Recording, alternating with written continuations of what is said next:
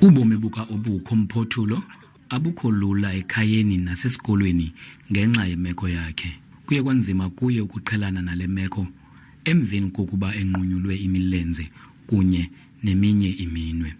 Ukusebenzisa isandla esinye kwenza kube nzima kuye ukuba enze eminye imisebenzi. Uye ancediswe lusapho lwakhe xa elungiselela ukuya esikolweni. Esikolweni ii-challenges ezinazo ukuba unyuka estepsini kunzima because akho anayo isandla for unyuka kakuhle. So nazo ezinye ii-challenges dinazo.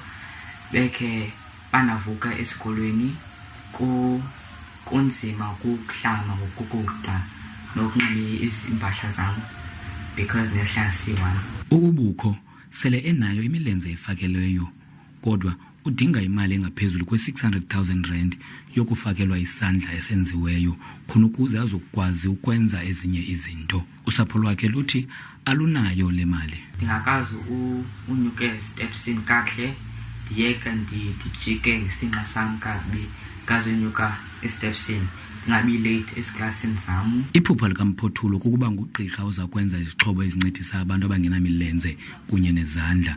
Uthi ufuna ukunceda abantu abazibone bekwimeko efana neyakhe.